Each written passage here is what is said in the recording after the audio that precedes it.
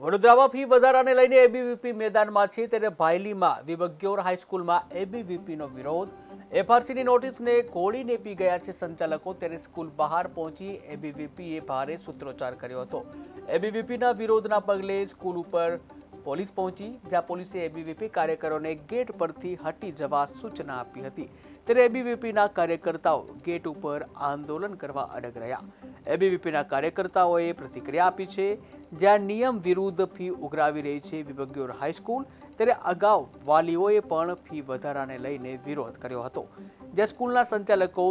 જિલ્લા શિક્ષણ અધિકારીને પણ ગાંઠતા નથી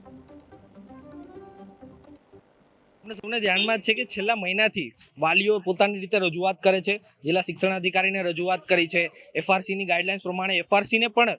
રજૂઆત કરવામાં આવી છે ત્યારે અમને પણ ધ્યાનમાં એવું છે કે જિલ્લા શિક્ષણ અધિકારી અને એફઆરસીએ નોટિસ પણ સ્કૂલને આપી છે તેમ છતાં સ્કૂલનું જે તંત્ર છે એ ગાંઠતું નથી આજે મને એવું લાગી રહ્યું છે કે સ્કૂલના જે ટ્રસ્ટીઓ છે એમના ક્યાંક ને ક્યાંક છેડા અટતા હશે જેના લીધે એમના પેટનું પાણી નથી હલતું ત્યારે વિદ્યાર્થી પરિષદ આજે મેદાને આવ્યું છે અને વિદ્યાર્થીઓનો વિષય છે તો ફીઝનો જે વિષય છે એના ઉપર અમારી મુખ્ય એક જ માંગ છે કે તાત્કાલિક ધોરણે જે એફઆરસીની ગાઈડલાઇન્સ છે એના પ્રમાણે ફીઝ લેવામાં આવે અને જે વધારાનો જે ફીઝનો